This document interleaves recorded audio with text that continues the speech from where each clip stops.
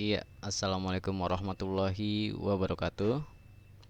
Jadi berjumpa kembali di channel kebanggaan kita. Sekarang kita akan kembali membahas terkait tentang analisis data dengan menggunakan software terbaru, yaitu SPSS Statistik 26. Ya, yang kemarin kita sudah menggunakan SPSS 22, sekaligus kita mereview apakah terdapat perbedaan antara SPSS statistik 22 dan 26. Nah, sekarang kita akan melakukan uji coba rancangan acak kelompok.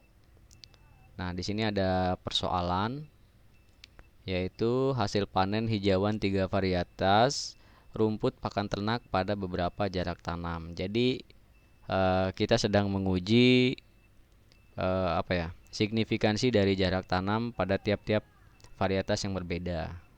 Nah, yang pertama perlakuan. Varietasnya terdapat V1, V2, dan V3. Nanti V1, V2, dan V3 itu apa aja nanti kita bahas di SPSS ya. Kemudian jarak tanamnya J1, J2, dan J3. Sama saja J1, J2, dan J3. Itu nanti terdapat perbedaan 20 cm tiap jarak tanam. Kemudian ulangannya menghasilkan nilai sekian tiap-tiap perlakuan yang diberikan. Oke. Nah, sebelum kita masuk ke SPSS, jadi data ini kita ubah dulu seperti ini. Kita ubah berurutan. Caranya kita copy, kita blok dulu, kemudian copy. Terus klik kanan, pilih yang ini, transpose. Oke. Kalau misalkan di teman-teman nggak ada yang transpose, nah kalian bisa pilih ini. Oke. Atau enggak kalian pencet T juga bisa kok. Tuh. Oke, nah kemudian di copy lagi, klik sekali T. Aduh, klik kanan T. Lah, nggak mau dia, udah nggak ke copy. Copy. Nah, seperti itu. Di copy kalian manual aja. Oke, klik kanan, langsung transpose. Jadi hasilnya seperti di samping ini ya. Jadi karena sudah saya atur tadi biar cepat. Setelah kalian lakukan seperti ini, kemudian ini maksudnya apa? Yang ini dan yang ini. Jadi yang ini adalah varietas. Oke, perlu diingat-ingat varietas. Dan yang ini adalah jarak tanam. Nah, dan ini adalah ulangannya. Kenapa dia bisa satu? Banyak seperti ini, kalian hitung aja. Dari sini ke sini 3. Dari sini ke sini 3. 3 dikali 3 ada 9. Makanya ini ada 9. Untuk varietas 1 terdapat 9 data gitu. Kemudian V2 nya juga sama, terdapat 9 data, dan V3 juga terdapat 9 data. Makanya satunya ada 9, 2 pun ada 9, 3 pun ada 9. Kenapa nggak ditulis V1, V1 semua nih, contoh misalkan V1, V1, V1, V1, di sini V2, V2, V2.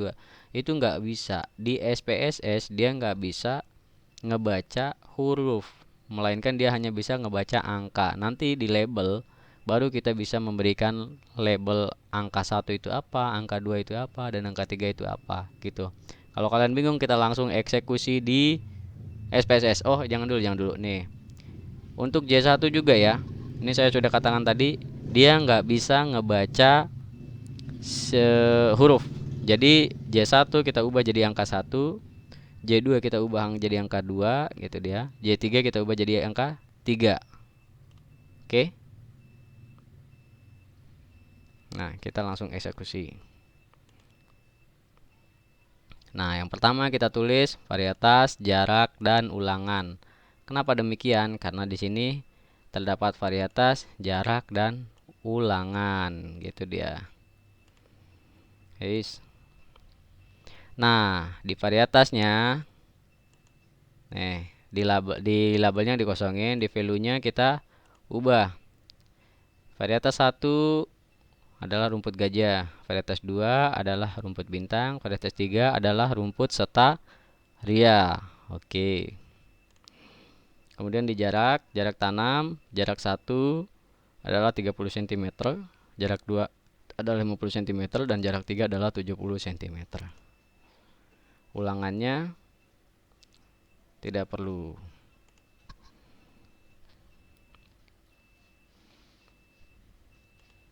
Ini salah masukin. Seperti tadi, 1 1 1 1, 2 2 2 gitu.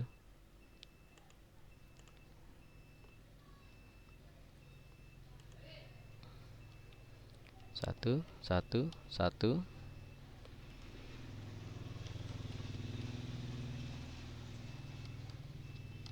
Oke, tinggal kita copy aja.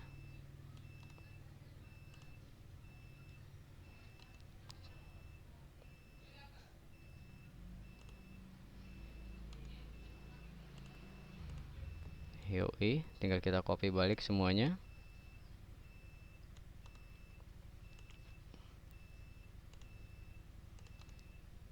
Kita paste di sini. Nah, oke, setelah data sudah kalian copy sama seperti yang saya lakukan tadi. Data ini semua sudah di copy. Ya, perhatikan varietas 1 terdapat ulangan 1, ulangan 2, ulangan 3. Jarak 1, jarak 2, dan jarak 3. Ulangannya ini dia. Oke. Nah, untuk kelanjutannya kita melakukan analisis. Kita pencet analyze. Jangan compare ya. Kita pilih yang di bawahnya, general linear model. Kemudian unvariate. Nah, ini dia, kita reset biar paham semua. Faktor utama itu adalah varietas.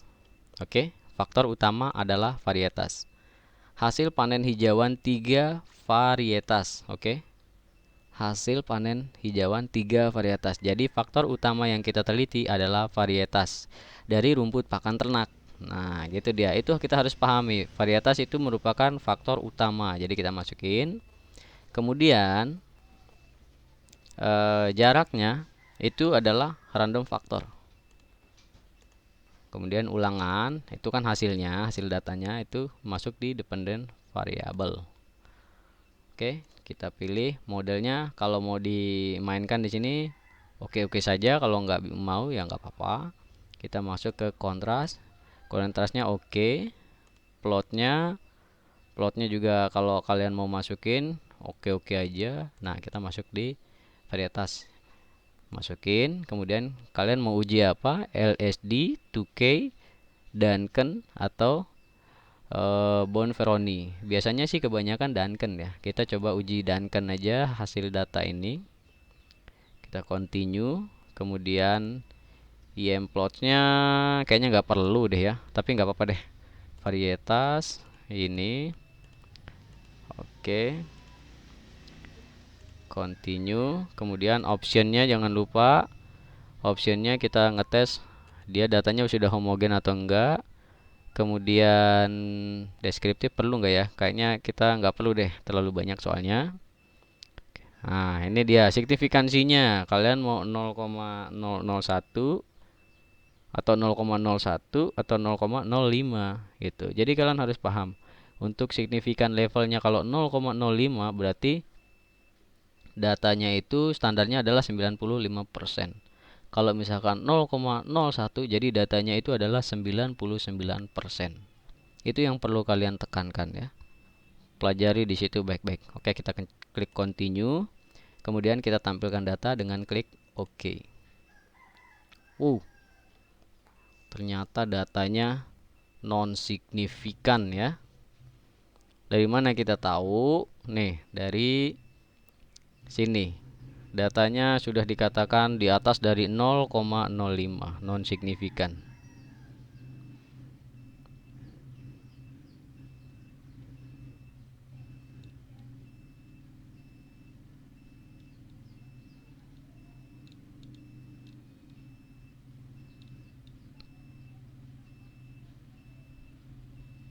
Sorry, bukan di sini ya, bukan di varians, di efek. Sorry, di efek.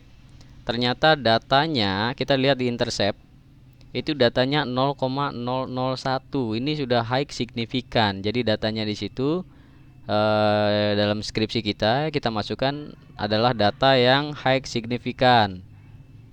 Nah, kemudian maka muncullah Duncan dengan 2 kotak. Kalau dia non signifikan pasti hanya ada data di 1 kotak saja. Tapi kalau ada 2 kotak berarti dia datanya signifikan. Jadi seperti itu. Nah, untuk kalian yang kebingungan ya, kebingungan nih data nggak signifikan, nggak usah pusing, nggak usah ribet, karena hasil dari penelitian itu ya memang menunjukkan data yang sekian. Jadi kalau memang nggak signifikan ya jangan jangan apa ya, jangan kebingungan. Terus dosen pun ini, kalau misalkan ada dosen yang ngelihat video yang saya buat ini mohon maaf, kalau memang data mahasiswa itu tidak signifikan, ya yang dimasukkan itu adalah data yang tidak signifikan itu. Jangan diubah lagi data yang tidak signifikan kemudian diubah menjadi data yang signifikan. Itu sudah keluar dari jalurnya. Ini mohon maaf aja untuk para dosen yang melihat video buatan saya ini. Kemudian buat adik-adik ya semangat aja. Kalau memang tidak signifikan kalian pertahankan tidak signifikan. Jangan mengikuti apa yang arahan dosen untuk mengubah data sedikit agar menjadi signifikan. Itu pembohongan, karena data kalian nanti akan dibaca oleh adik-adik kalian selanjutnya. Oke, untuk yang kebingungan dengan apa ya, video yang saya buat ini, silakan kalian komentar di bawah. Jangan lupa klik tombol like dan jangan lupa subscribe channel ini. Oke. Terima kasih sudah berkunjung. Lebih dan kurangnya saya mohon maaf. Assalamualaikum warahmatullahi wabarakatuh.